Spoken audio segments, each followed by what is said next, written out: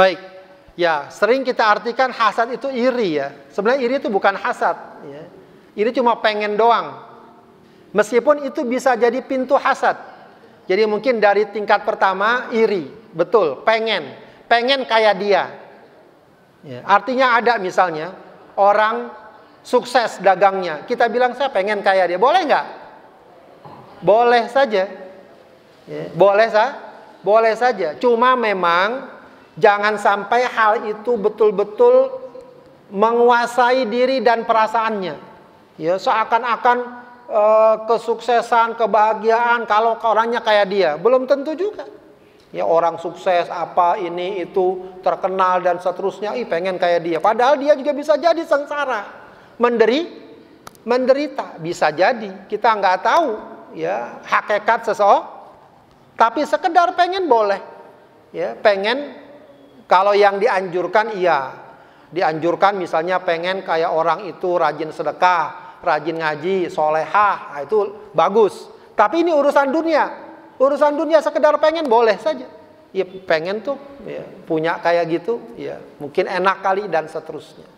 Ya cuma itu kalau kurang dirawat nanti jadi pintu berikutnya. Ya, pengen tapi udah mulai ada rasa-rasa kurang suka dengan orang itu. Ya, jadi iri yang diiringi sifat benci. Ya, gara-gara kemarin teman baik, gara-gara dia punya motor baru, dia nggak suka. Ya. Itu kadang ada sifat manusiawi. Ya. HP kita jadul, teman kita beli HP terbaru, jadi kesel kita. Ya. Itu udah benih hasad, sudah benih hasad. Nah, baru dikatakan hasad yang betul-betul dilarang apa? Kalau kita sudah menginginkan keburukan buat orang itu. Ya, apalagi kalau udah ada ya mudah-mudahan rusak mobilnya misalnya. Ya, atau rumah tangganya berantakan, mudah-mudahan. Nah, itu sudah sampai dalam taraf hasad yang betul-betul dilarang. Sudah sampai dalam taraf dia menginginkan keburukan pada orang tertentu. Lebih berat lagi hasad itu kalau betul-betul dia lakukan tindakan untuk mewujudkannya. Ya karena dengkinya sama orang tersebut, ya maka dia lakukan perbuatan dan tindakan bagaimana agar orang itu celaka. Ya kadang mungkin difitnah, kadang dibuat sebuah rekayasa agar orang itu sulit, hancur, berantakan. Nah, itu bisa jadi. Nah, itu hasad yang paling parah. Ya. Jadi kalau sekedar pengen iri saja, kalau masih taraf wajar, insya Allah nggak masalah. Iri saja. Ya. Kalau sudah mulai ada rasa tidak suka, sebenarnya ini juga masih apa istilahnya ya?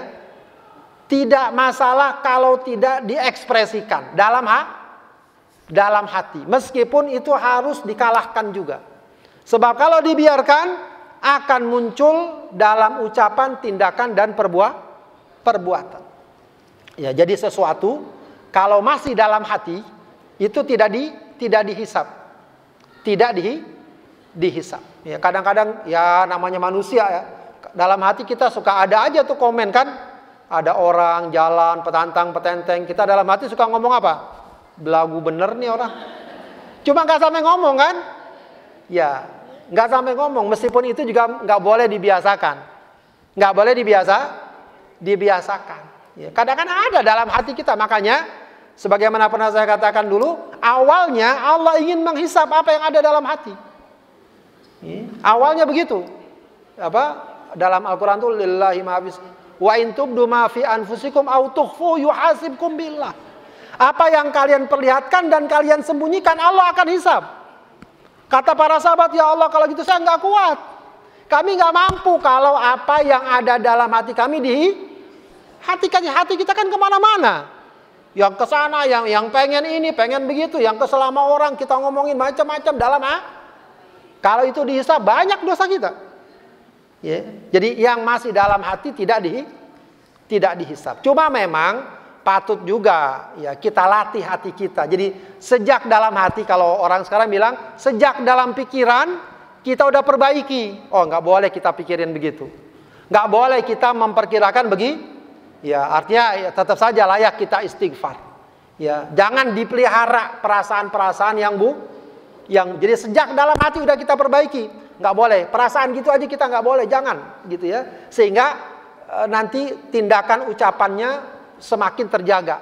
Ya, tapi kalau dalam hati kita biarkan, kadang-kadang terlontar. Dikatakan oleh Ali bin Abi Thalib, apa yang tersimpan dalam hati biasanya akan terlontar dalam ucapan yang spontan, yang refleks. Kadang-kadang dia tidak sadar.